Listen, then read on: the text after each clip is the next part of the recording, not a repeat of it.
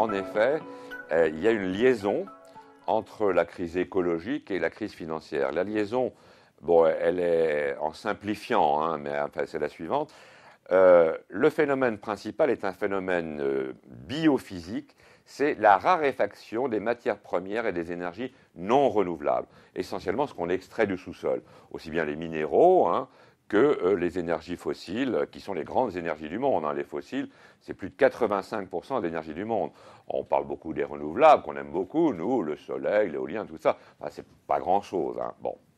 Et donc, c'est cette raréfaction, on peut dire géologique, qui fait qu'on a maintenant du mal à se fournir en matières premières non renouvelables. Alors, c'est démarré, la crise financière, par les subprimes, qui étaient des espèces de prêts à risque auprès des pauvres Américains. Parce que le mode de vie américain, au contraire, s'est bâti sur le fait que les matières premières et l'énergie étaient infinies et qu'on pouvait très bien habiter en banlieue. Tous les Américains pratiquement habitent en banlieue. On peut faire 40 km pour aller chercher ses enfants à l'école, 50 pour aller à Carrefour, qui là-bas s'appelle Walmart, hein, les grands distributeurs, et puis et également 40 km pour aller au boulot. Et donc, c'est le règne de la banlieue, de la bagnole et des maisons individuelles avec un petit jardin autour. Et ça a été fait sur le rêve d'une non-raréfaction des matières premières et des énergies. Or, c'est le contraire qui se passe. Et donc, les crédits à risque, les prêts à risque par les pauvres Américains ont été mis en danger par le fait qu'on avait moins de matières premières, que le prix du pétrole augmentait, c'était il y a un an, qu'il y avait même des matières premières comme le cuivre, le zinc, le nickel, l'aluminium, tout ça, qui devenaient un peu plus rares.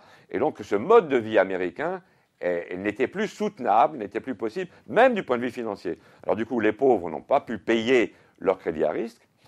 Ceci étant dit, ce sont les banques donc, qui ont dit, bah, nous-mêmes, comme on n'a pas le remboursement des prêts qu'on a fait aux pauvres, eh bien nous-mêmes, on est un petit peu en faillite.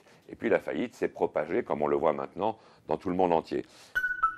Ça, c'est l'origine, on peut dire, écologique ou géologique de la crise financière, mais elle s'est redoublée du fait du capitalisme. Alors, c'est un truc purement capitaliste qui est le fait que les banques ont de l'argent en caisse, en gros l'argent des épargnants et des déposants, les familles, les entreprises qui déposent leur argent en banque, et en principe, elles ne devraient finalement prêter que ce qu'elles ont en caisse. On ne peut pas, si vous prêtez quelque chose à un copain, c'est que vous avez l'argent pour lui prêter.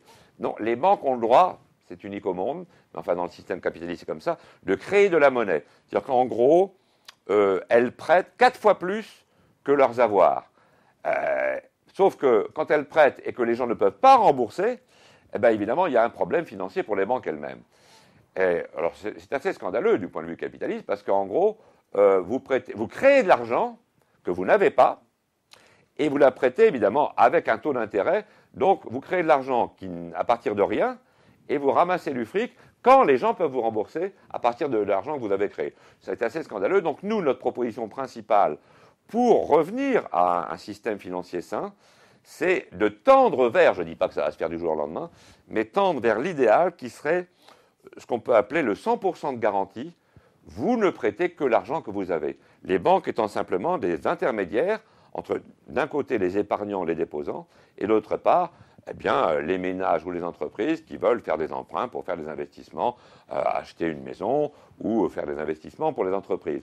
Mais cessez d'avoir cet effet de levier qu'on appelle entre le dépôt qu'on a réellement et la multiplication par 4 des prêts qu'on consent aux emprunteurs. Il faudrait revenir d'abord à 3, puis à 2, puis peut-être à 1,5 ou à... En fait, le 1, c'est le mieux. Vous ne prêtez que l'argent que vous avez, les banques étant simplement des coffres forts, quoi.